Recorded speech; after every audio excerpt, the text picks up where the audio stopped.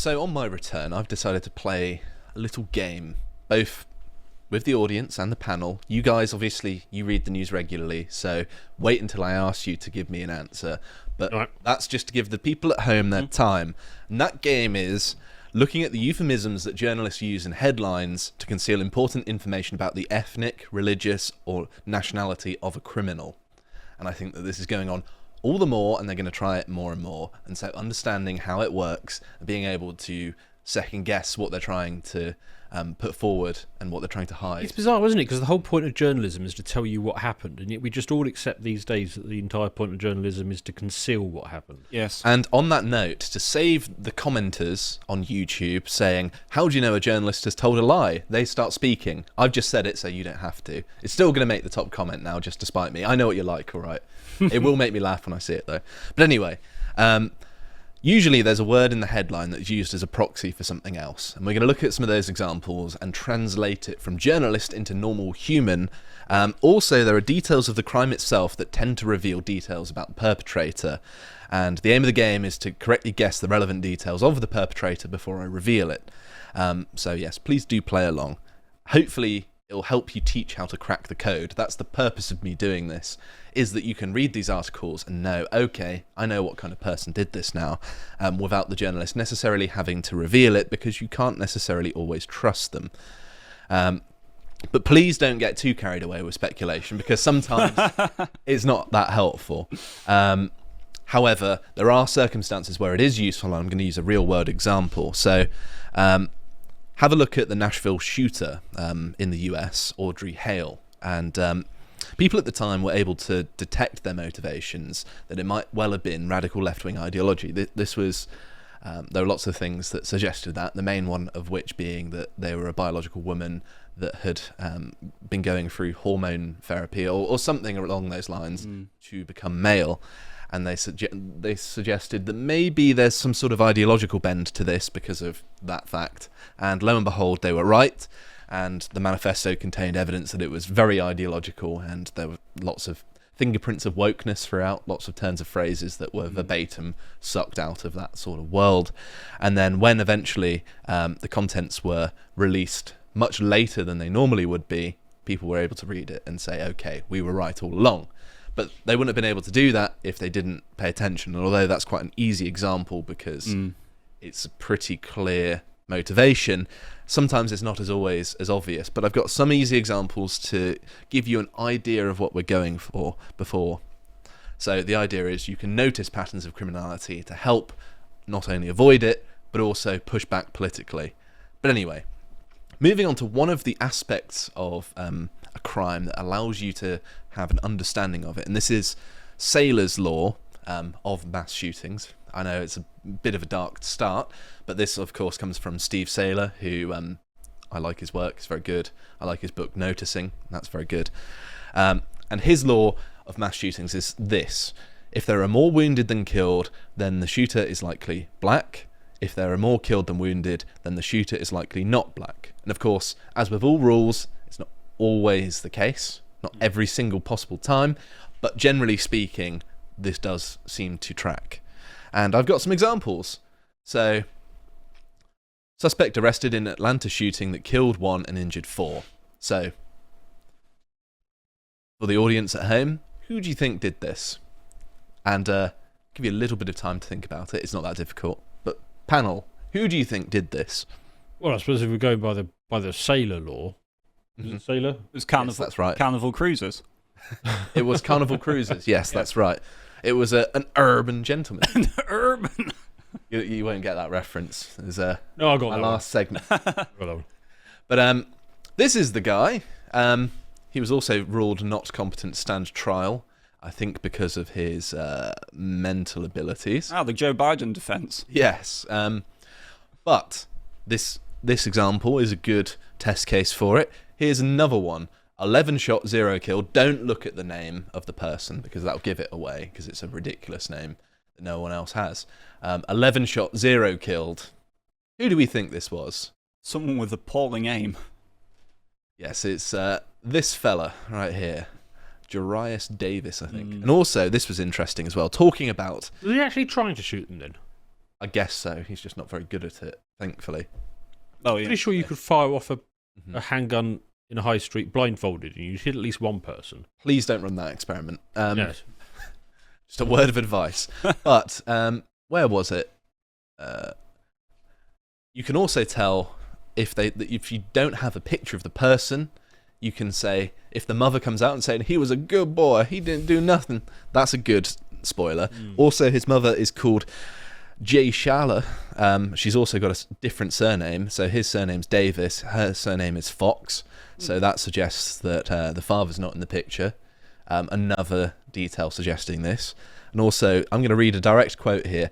My baby would never, ever pull his gun out. Ever, unless he knew there was a threat to him. Unless he felt harm. Unless he felt like something was fixing to happen to him. And I know this 1,000% sure. I didn't even have to do the accent. And also to sort of really drive this home.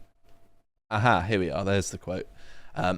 It also mentions that he had sickle cell anemia, which, if you don't know, is a disease that only affects black people.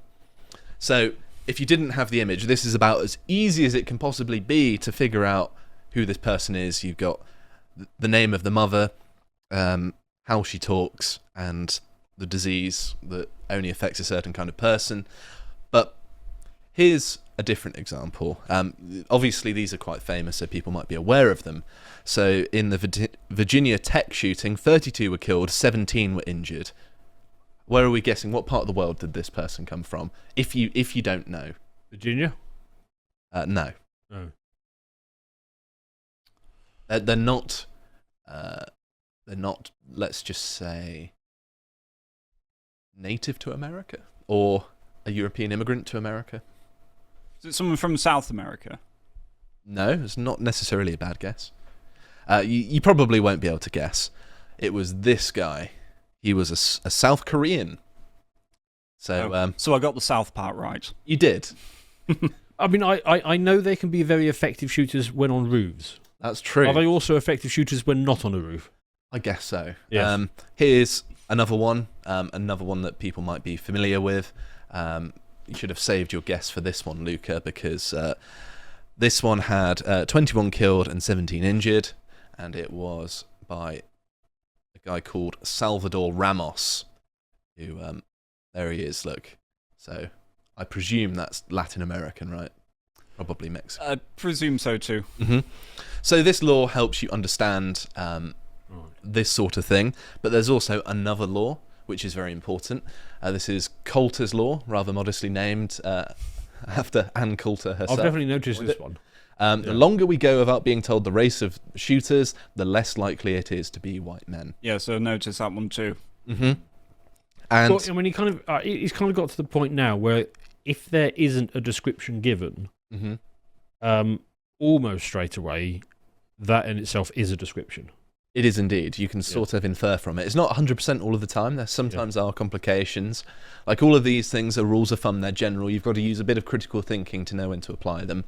So, they've got to be used with great noticing comes great responsibility. Wasn't there some instant quite recently where, it was after the Southgate riots where, we just didn't find out how I suppose we found out straight away that he was a Welshman, and that continued to be legally true, up until present day. But I remember after a couple of months after that, there was a white British guy who drove his van. Oh, you're referring to the Liverpool incident? Yes. Yes. And within the same time I found out the story happened, I also found out it was a white British guy. I mean, it was immediate. It was in the initial reports. Yep. And the police, Merseyside police went on to say, we did that to avoid rioting. They said the thing they shouldn't have to the public, didn't they? And they also said, don't take this as precedent. Don't expect us to give the race every time. Oh, yeah. And they also came out and said that too. Ridiculous. Yes. So Steve Saylor's also improved upon Coulter's law with this. A photographic addendum to Coulter's law that the longer the media delay telling you the race of the shooter, the less likely he's white.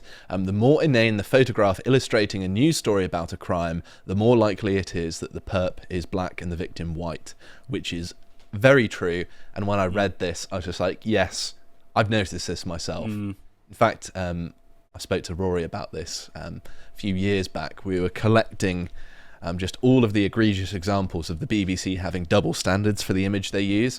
Whenever a perpetrator is white, they always use a mugshot. Whenever they're black and a white victim, they use a picture like this one, where it's just like a very plain image, like of a police car, or it'll be the police at the crime scene, or it'll be the building, or it'll even be an aerial view of the place where it happened. Anything but the actual person. I've also noticed is that whenever they have to show a photo because it's a big enough story, the perpetrator is also always shown at the age of about 11. That's true as well. Yes. Another spoiler: if they look like a child and they weren't a child at the time of the crime, maybe they've manipulated something. Yes. So I've got a bit more of a difficult one. I hope you haven't seen this story yet. British man charged over wedding with child 9 at Disneyland Paris. So, okay, obviously the euphemistic word is British man. Legally British. So, British, yeah. So they're Pakistani. Well, I can't tell you yet because we haven't been through all of the details. Oh, I apologise. So I bet the 9-year-old's parents were there as well and fine with it. The 9-year-old's parents were Eastern European, if that helps. Interesting part of the world to have a child ready to marry some person of yet undetermined ethnicity. So the Guardian went with this as well. Britain accused of staging Disneyland mock wedding with child is charged with fraud offences in France. They weren't upset about marrying a child, obviously it's France, but fraud. My goodness. I couldn't resist. And then here's Sky News. British man charged after mock wedding with 9-year-old girl at Disneyland Paris. The 39-year-old doesn't tell you the name here. So, what are we predicting based on headline, nature of the crime? John Smith. Well, I mean, there is a major tendency becoming more prevalent in Europe, which doesn't think there was any problem in marrying 9-year-olds. That one. I understand what you're alluding to. So you're saying that they pray east, they pray to Mecca, perhaps. Yes. Well, I'm a bit confused by this being a mock wedding, but things I social media stunt, basically. Yes. Oh, I see. I do social media stunts on a weekly basis, but it would never occur to me to make the next one marrying a 9-year-old. So I think you need to come from a community that is a bit more normal. Yes. Where do you think, Luca? Specifically, you can be as specific as you feel comfortable with. Yeah, I would say that I just have to concur with Dan on this one. Okay. Well, you surprised it's a Scandinavian? I've thrown a little bit of a curveball, but not too much. Here he is. Here's your British man. His name is Jaskern Haj, or Jaj. And I did a bit of digging. The surname Jaj appears most frequently in the Punjab region of India. There we go. But Punjab is close to the Pakistani border, isn't it? Yeah. So, you weren't too far off. Same sorts of... half a mark, maybe? Yeah, yeah. I'll give you a half mark, Luca. I mean, that would get you at least 500 points on GeoGuessr, wouldn't it? Yeah, close enough. GeoGuessr rules.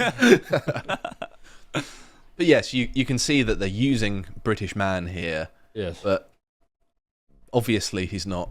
He's legally British. He's somewhat anglicised his name British to Jackie. Is according to the British government. Yes. But realistically, this guy, we wouldn't call him British, would we, really? What on earth is going on there? Following the BBC investigation, he was filmed naked in front of a fake BBC News lorry. The BBC loved that. But anyway, you get the idea. Here's another one. So, drunk Yorkshireman sexually harassed 15-year-old girl on train in frightening incident. So, which Yorkshireman? He was going, by gum, I'm up for some trouble now. That's what he was saying. It's not that Jeremy Clarkson, is it? Because I like him. It wasn't Jeremy Clarkson. Right, thank goodness. He's too busy farming for this. Also, would he be on a train? No, he does use the trains. I've seen him on trains. That's true. He took a photo of himself being very annoyed by somebody behind on him. the phone. Oh, yes, he on did. the speaker. Yeah. Chinese fella, wasn't it? Yeah. Yes. I remember that. So I'm going to scroll down. Just actually guesses first. I suspect the same demographic. I'm going to go with Yes. Okay. again. I mean, if given where you're going, I don't think it is going to be a blood and soil Yorkshireman. No. Given the theme, and given the groups that we tend to just law of averages. I mean, who is most likely to? We do have quite a number of the Pakistanis, so so I would suggest that's not impossible. I'm going to give people a little clue. Right. So it's a religion that people from Pakistan belong to on the whole, but they're not Pakistani. But they are supposedly from Asia, even though they don't look like it. I've thrown in another curveball, basically. So I'm. Do you keep track of all those variables? Half of them. Right. I'll just show you. So it's this guy here. It's not actually Rubani again, is it? Oh no. His name is Zainal Osman, which Osman. Zainal. His name is Zainal. I know. God, he would. But back to your segment now. He's lucky he didn't grow up in this country. He would have to piss ribs out of him for that. Yeah, he would have been bullied relentlessly. But yes, supposedly his surname, at least, is most common amongst Malaysian Muslims. But to my eyes, he doesn't look particularly Malaysian. Malaysian man. I genuinely thought it was actually Rubani when you were scrolling down. It's the hair's certainly similar, isn't it? Yeah. He doesn't necessarily look Malaysian, so sometimes there are test cases where it doesn't quite work. He doesn't exactly look white either, though, so it all still stands. It does. The general principle works, but there's some details, and I've included these just to highlight that it's not 100%, but it gives you a sort of sixth sense. Yes, but he's not the last of the summer's wine type Yorkshireman. That is not. No, he's not Peter Sallis. No. Now this one's a lot easier, and you might have actually looked into this story. Terrifying moment, children run screaming after event hosted in primary school is crashed by a group of youths armed with knives, leaving police hurt and 2 teenagers with stab wounds. So there are multiple clues here. First of all, it's in London, I think. Right. Youths is the euphemism. Yes. Obviously, they're armed with knives. A certain 13% of the population does a majority of knife crime in London. And there are more injured than killed. In fact, there are none killed, thankfully. Thankfully. So, who do we think these youths were? Now, this is an easy one. I haven't guessed Japanese yet, so I'm going to go with Japanese. Okay, Luca? Yeah, Rhodesian. Maybe the original pre-colonial inhabitants. But yes, here's a video of the event, and you can see from the people doing the stabbing that they're of a certain swarthy complexion. Why would you have your knife fight battle in a school? Supposedly there was it was being used as like an events hall, and it was a birthday party for... And they double booked with a knife fight. And they'd meant to go to a youth centre. They turned up uninvited, and they weren't let in, and so they burst in and caused trouble. Right. As you do. When they really wanted to get into that child's birthday party. I guess so. Interesting, isn't it? But yes, they were Black Londoners, I suppose you could call them. And I did see the chief of the Metropolitan Police recently complaining that it's disgraceful that more young black people are getting stabbed in London than white people. I know. So we need to stab more white people. I know. That's the only thing you can infer from that. Ridiculous, really, as well. They've ended stop and search. That was the one thing that's actually helping. And another example, which you're all going to be familiar with, is the Southport attack. So this is from CPS. Teenager jailed for killing 3 children. So there were more. There were also again more injured than killed. And again, they used the term teenager. And one point I would like to make by showing this is that it often originates with the police or the justice system, that they're using this sort of language, and journalists just pick it up because they're doing it often, in Britain at least, not to prejudice a trial. So they'll have this just before, but of course they don't do a very good job of it. There's only some cases where they go with the not prejudicing a trial excuse. In other ones, they just ignore it entirely. You presaged what I was going to say, in that there are double standards here, but it's just worth keeping in mind. And there are also some other things as well that are worth keeping in mind. So this is a really good example. So you'd think from this headline, after living in the US for 35 years and raising 3 citizens, interesting that they chose that rather than children, they were just raising citizens. These parents got deported to Colombia. Their kids want them back. Also, terribly written headline. The kids can go with them. Yeah, that's true. And then buried 16 paragraphs down.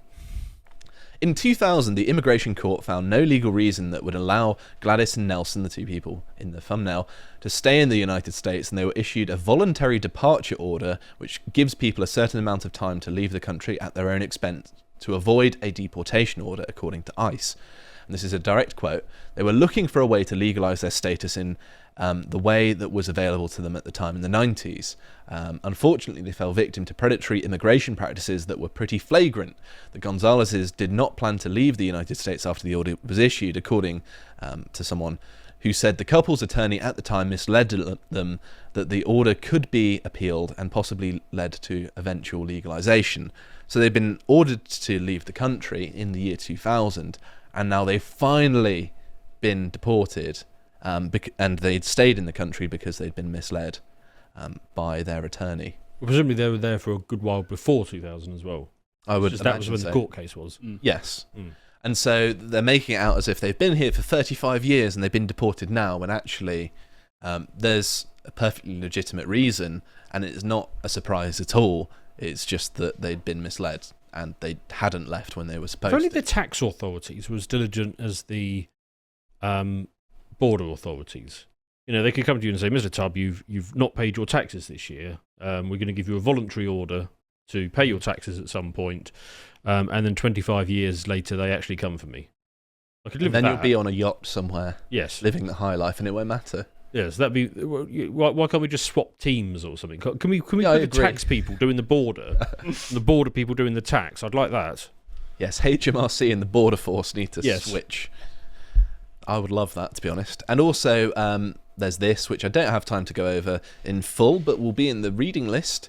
It just talks about how there's often a narrative likely revealed by the headline, and journalists can do pretty much anything other than things that are physically falsifiable. And so they can, say some investors or some experts think, when that usually means 2. Because, let's be honest, these are journalists. They're not talking to a large number of people. They're talking to the bare minimum available, because most journalists are either, English graduates and therefore unemployable, or the children of aristocrats who did badly at school but have been landed the best that their family's connections can get, which is usually journalism, which is why you find lots of posh people that didn't do that well at school in journalism.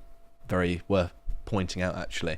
And, they're allowed to change the meaning of words in different contexts or over time, will draw conclusions in ways that defy logic or that would be obvious errors to anyone with ordinary skills in the art of journalism, and this is allowed. It's just if you can provably show that something is falsifiable. So yes, this is me revealing some of the tricks. Obviously, I only have a 20-minute segment, so I can't do that much. But if you want to see more, I did do some of the more rhetorical things in that they're trying to change the tone and the Overton window in my series Contemplations, which is on the website. And this was very good. I was very happy with how it went. Harry and I had a good discussion of the topics. And if you liked this segment, you could also check out my YouTube channel. I'll appreciate your subscription if you do. And yes, soon you will have this power. Dan, would you be willing to play the person in the straitjacket for me? I'll play the scientist. Right. Hang on, is this going to get me in trouble? It won't, it's fine. Right, okay, fine. Dog attack small Pitbull. Next, why having kids. Jewish.